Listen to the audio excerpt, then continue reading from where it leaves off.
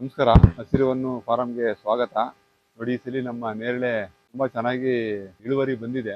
ಮರ ತುಂಬಾ ಹಣ್ಣಿದೆ. ನೋಡಿ, ಸೈಜು ಕೂಡ ತುಂಬಾ ಚೆನ್ನಾಗಿದೆ. ಹೌದು. ಹಣ್ಣು ಕೂಡ ಒಳ್ಳೆ ಕ್ವಾಲಿಟಿ ಹಣ್ಣಿದೆ. ಇದು ಸಾವಯವ ಇದರಲ್ಲಿ ಮಾಡ್ತಾ ಇರೋದ್ರಿಂದ ಇಳುವರಿ ತುಂಬಾ ಚೆನ್ನಾಗಿ ಬಂದಿದೆ. ಮತ್ತೆ ಟೇಸ್ಟ್ ತುಂಬಾ ಚೆನ್ನಾಗಿದೆ. ಕೀಟ ನಿರ್ವಹಣೆಗೆ ಸೋಲಾರ್ ಟ್ರ್ಯಾಪ್ ಹಾಕೊಂಡಿರೋದ್ರಿಂದ ಯಾವುದೇ ನಾವು ಕೆಮಿಕಲ್ ಅನ್ನಾಗ್ಲಿ ಮತ್ತೆ ಪೆಸ್ಟಿಸೈಡ್ಸ್ ಆಗಲಿ ನಾವು ಇದಕ್ಕೆ ಯಾವುದಕ್ಕೂ ಕೂಡ ಸ್ಪ್ರೇ ಮಾಡಿಲ್ಲ. ನೇರಳೆ ಮರನೇ ಏನಕ್ಕೆ ಹಾಕಿದ್ರ? ಬೇರೆ ಹಾಕ್ಬೋದಿತ್ತಲ್ವಾ? ಸರ್, ನೇರಳೆ ಮರ ಅಂದ್ರೆ ಇದು ಸೀಸನ್ ಅಲ್ಲಿ ಬರೋ ಅಂತ ಹಣ್ಣು.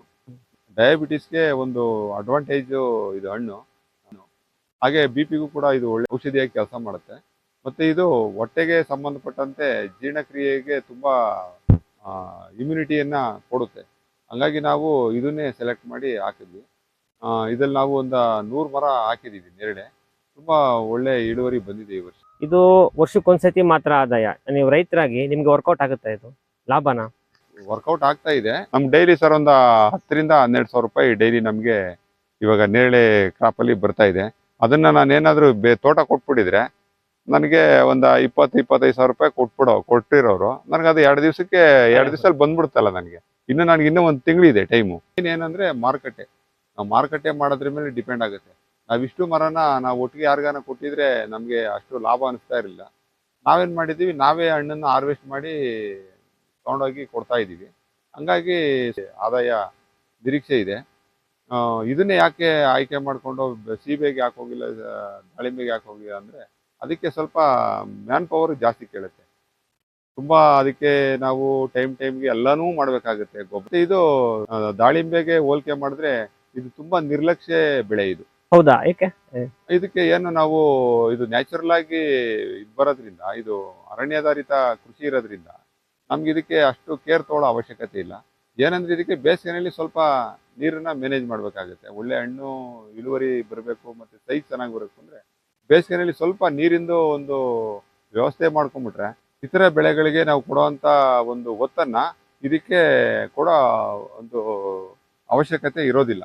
ಓಕೆ ಸರ್, ಇವಾಗ ಮಾರ್ಕೆಟಿಂಗ್ ಬಗ್ಗೆ ಹೇಳಿದ್ರ, ಆ, ಇದನ್ನ ನೀವು ಯಾವ ತರ ಮಾರ್ಕೆಟಿಂಗ್ ಮಾಡ್ತಾ ಇದ್ದೀರಾ ನೀವು? ಸರ್ ನೋಡಿ, ನಾವೇ ಇದನ್ನ ಹಾರ್ವೆಸ್ಟ್ ಮಾಡ್ತೀವಿ. ಹಾ. ಹಾರ್ವೆಸ್ಟ್ ಮಾಡಿ ಇದು ಸಾವಯವ ಇರೋದ್ರಿಂದ ನಮ್ಮ ಬೆಂಗಳೂರಲ್ಲಿ ಆರ್ಗ್ಯಾನಿಕ್ಸ್ ಅಂತ ಹೇಳಿ ಒಂದು ಒಳ್ಳೆ ಸಂಸ್ಥೆ ಇದೆ. ಅದು ನೇರವಾಗಿ ರೈತರಿಂದ ಖರೀದಿ ಮಾಡುತ್ತೆ. ಖರೀದಿ ಮಾಡಿ ಗ್ರಾಹಕರಿಗೆ ಅದನ್ನ ತಲುಪಿಸುತ್ತೆ. ಮತ್ತೆ ಬರೋ ಲಾಭಾಂಶದಲ್ಲಿ ಮತ್ತೆ ಅದು ಇಷ್ಟು ಪ್ರಮಾಣ ಅಂತೇಳಿ ರೈತರಿಗೆ ಅದು ಹಿಂದಿರುಗಿಸುತ್ತೆ. ಒಳ್ಳೆ ಒಂದು ಉದ್ದೇಶದಿಂದ ಮಾಡಿರ್ತಕ್ಕಂಥ ಒಂದು ಸಂಸ್ಥೆ ಅದು. ಅದಕ್ಕೆ ನಾವು ಇದನ್ನ ಕೊಡ್ತಾ ಇದ್ದೀವಿ. ನಮಗೂ ಕೂಡ ಒಳ್ಳೆ ಆ, ಬೆಲೆಯನ್ನ ಕೊಡ್ತಾ ಇದ್ದಾರೆ. ಅದನ್ನ ಏನಂದ್ರೆ ಹಣ್ಣನ್ನ ನೀಟಾಗಿ ಹಾರ್ವೆಸ್ಟ್ ಮಾಡಬೇಕು.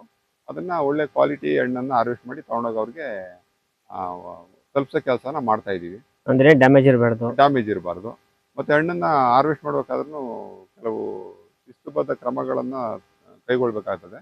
ಆ ರೀತಿ ನಾವು ಕೈಗೊಂಡು ಇದನ್ನ ಹಾರ್ವೆಸ್ಟ್ ಮಾಡಿದ್ರೆ ತುಂಬಾ ಉತ್ತಮವಾಗಿ ನಾವು ಮಾಡ್ಬೋದು. ಮಾರ್ಕೆಟಲ್ಲಿ ರೈತ ಬಹುಮಟ್ಟಿಗೆ ಜಾಸ್ತಿ ನಷ್ಟದತ್ತ ಯಾಕೆ ಹೋಗ್ತಾ ಇದ್ದಾನೆ ಅಂದ್ರೆ ಇದು ಮಧ್ಯವರ್ತಿಗಳ ಹಾವಳಿ.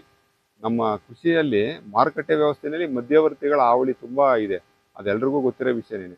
ನಾವೇನ್ ಮಾಡ್ತೀವಿ, ಇವಾಗ ನಾನು ಟೋಟಲ್ ಇದನ್ನ ನಾನು ಕೊಟ್ಬಿಟ್ಟಿದ್ರೆ ಯಾರೋ ಒಬ್ರು ಬರೋರು ಒಟ್ಟಿಗೆ ಇದನ್ನ ತಗೊಳ್ಳೋರು, ಅದರಲ್ಲಿ ಅವರು ಎಷ್ಟು ಕೆಜಿ ಬರುತ್ತೆ ಅಂತಾನೂ ನಿರೀಕ್ಷೆ ಇಡೋದಿಲ್ಲ. ಅವರು ಸುಮ್ಮನೆ ಬಾಯಿಗೆ ಬಂದಷ್ಟು ರೇಟ್ ಕೇಳ್ಬಿಡ್ತಾರೆ.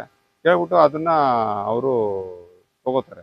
ಹಂಗಾಗಿ ನನಗೆ ಅದರಲ್ಲಿ ಲಾಭದಾಯಕ ಅನ್ಸೋದಿಲ್ಲ. ನಾವೇ ತೆಗ್ದು ಮಾಡೋದ್ರಿಂದ ಇವಾಗ ನನಗೆ ನೋಡಿ ಡೈಲಿ ಮಾನಿಟರೈಸೇ ಸಿಗ್ತಾ ಇದೆ. ಎಷ್ಟು ಕೆಜಿ ನಾನು ಹಾರ್ವೆಸ್ಟ್ ಮಾಡ್ತಾ ಇದ್ದೀನಿ, ಎಷ್ಟು ಬರ್ತಾ ಇದೆ. ಇದು ಮೊದಲನೇ ಬೆಳೆ ಕೂಡ. ಅವಾಗ ನನಗೊಂದು ಇದು ಸಿಗುತ್ತೆ, ಒಂದು ಲೆಕ್ಕಾಚಾರ ಸಿಗುತ್ತೆ. ನಾನು ಯಾವ ರೀತಿ ಮಾಡಬೇಕು, ಇನ್ನು ಮುಂದಿನ ಕ್ರಮ ಏನು ಕೈಗೊಳ್ಬೇಕಾಗುತ್ತೆ, ಇದೆಲ್ಲ ಬೇಕಾಗುತ್ತೆ. ಹಂಗಾಗಿ ಈ ವರ್ಷ ನಾನು ಯಾರಿಗೂ ಕೊಟ್ಟಿಲ್ಲ, ನಾನೇನೆ ಅದನ್ನ ಹಾರ್ವೆಸ್ಟ್ ಮಾಡಿ ಕೊಡ್ತಾ ಇದ್ದೀನಿ. ಮತ್ತೆ ರೈತರುಗಳು ಕೂಡ ಅವರು ಬೆಳೆಯಕ್ಕಂಥ ಬೆಳೆನ ವ್ಯವಸ್ಥಿತವಾಗಿ ಒಂದು ಮಾರುಕಟ್ಟೆನ ಅವರೇ ಕಲ್ಪಿಸ್ಕೊಂಡು ಮಾಡಿದಾಗ ಲಾಭ ಇರುತ್ತೆ.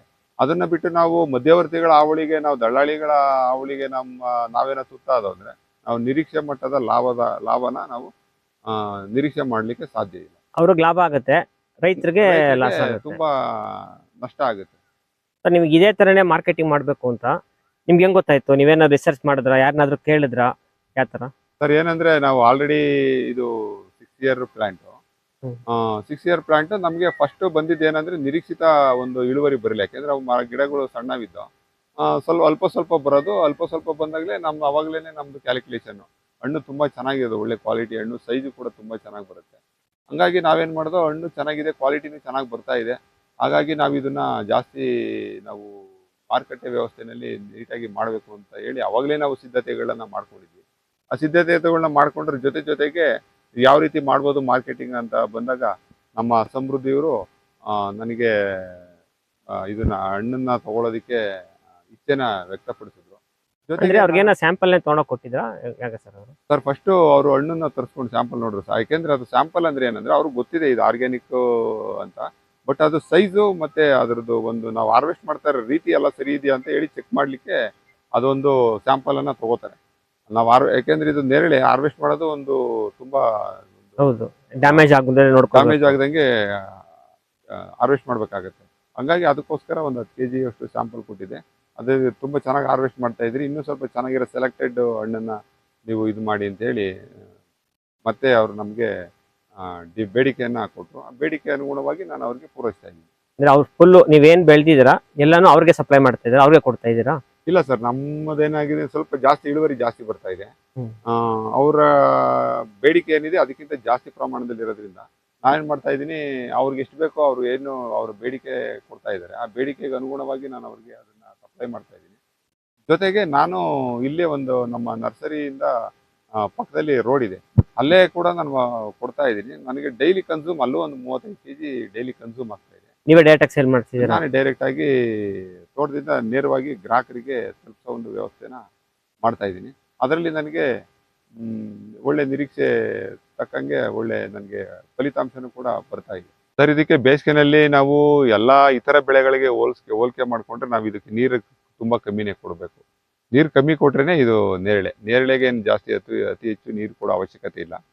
ಗೊಬ್ಬರ ಸರ್, ನಾವು ಫಸ್ಟ್ ಒಂದು 3 ವರ್ಷ ನಾವು ಇದಕ್ಕೆ ಬೇಕಾದಂತ ಗೊಬ್ಬರಗಳನ್ನ, ಕೊಟ್ಟಿಗೆ ಗೊಬ್ಬರ, ಕುರಿ ಗೊಬ್ಬರ, ಮತ್ತೆ ಹೊಂಗೆ ಹಿಂಡಿ, ಬೇವಿನ ಹಿಂಡಿ, ಮತ್ತೆ ಎರೆ ಗೊಬ್ಬರ ಇದನ್ನೆಲ್ಲ ಕೊಟ್ಟು, ಮತ್ತೆ ಇದು ಅದ್ರ ಜೊತೆಗೆ ಬಯೋಕಲ್ಚರ್ ಅಂದ್ರೆ ಟ್ರೈಕೋಡರ್ಮಾ, ಸೂಡೋಮೋನಾಸ್ ಈ ತರದ್ದು ಅದೆಲ್ಲ ಏನಂದ್ರೆ ಜೀವಾಣುಗಳವು, ಅದನ್ನೆಲ್ಲ ಮಿಕ್ಸ್ ಮಾಡಿ ನಾನು ಒಂದು 3 ವರ್ಷ ತುಂಬಾ ಚೆನ್ನಾಗಿ ಕೊಟ್ಟೆ.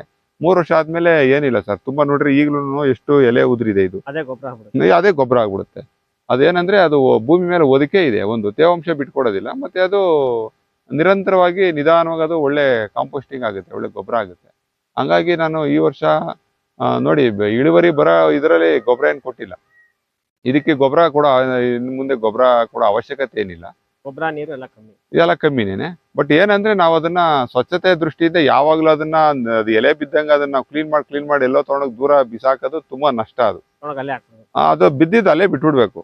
ಅಲ್ಲೇ ಬಿಟ್ಟಿದ್ದು ಅದ್ರ ಮೇಲೆ ಒಂದು ಜೀವಾಮೃತನೋ ಇಲ್ಲ ಪಂಚಗವ್ಯನೋ ಏನಾನ ಅದ್ರ ಮೇಲೆ ಎರಚಿದಾಗ ಅದು ಬೇಗ ಕೊಳೆತು ಗೊಬ್ಬರ ಆಗುತ್ತೆ.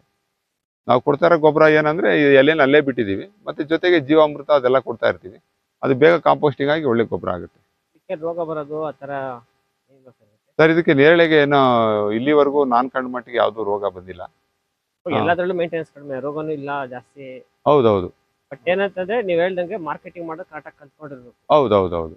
ನೇರಳೆ ಕೃಷಿನಲ್ಲಿ ಏನಂದ್ರೆ ಮೇಯ್ನು ಮಾರ್ಕೆಟಿಂಗು ಮಾಡೋ ಒಂದು ತಂತ್ರಗಾರಿಕೆ ಇರಬೇಕು. ಮತ್ತೆ ಇನ್ನೊಂದು ಬಹುಮುಖ್ಯವಾಗಿ ಇನ್ನೊಂದು ಏನ್ ಹೇಳ್ಬೇಕು ಅಂದ್ರೆ ಇದ್ರದ್ದು ಮೌಲ್ಯವರ್ಧನೆ ಆಗ್ಬೇಕು. ಮೌಲ್ಯವರ್ಧನೆ ಆದಾಗ ಇನ್ನಷ್ಟು ನಾವು ಲಾಭದ ನಿರೀಕ್ಷೆಯನ್ನು ಇಟ್ಕೋಬಹುದು ರೈತ. ಮೌಲ್ಯವರ್ಧನೆ ಅಂದ್ರೆ ಜಾಮ್ ಮಾಡೋದು, ಜ್ಯೂಸ್ ಮಾಡೋದು, ಜ್ಯೂಸ್ ಮಾಡೋದು, ಐಸ್ ಕ್ರೀಮ್ ಮಾಡೋದು, ಇವೆಲ್ಲ ಮಾಡಿದಾಗ ಏನಾಗುತ್ತೆ ಅಂದ್ರೆ ಇದ್ರದ್ದು ಐಸ್ ಕ್ರೀಮು ತುಂಬಾ ಚೆನ್ನಾಗಿರುತ್ತೆ. ಕಲರ್ ಅಂತೂ ತುಂಬಾ ಸಾಲಿಡ್ ಕಲರ್ ಇದ್ರದ್ದು, ನೇರಳೆದು ತುಂಬಾ ಅಟ್ರಾಕ್ಟಿವ್ ಕಲರ್ ಇರುತ್ತೆ, ಮತ್ತೆ ಟೇಸ್ಟ್ನು ಕೂಡ ತುಂಬಾ ಚೆನ್ನಾಗಿರುತ್ತೆ. ಒಟ್ಟು ಯಾರೋ ಇದುವರೆಗಾಗಿ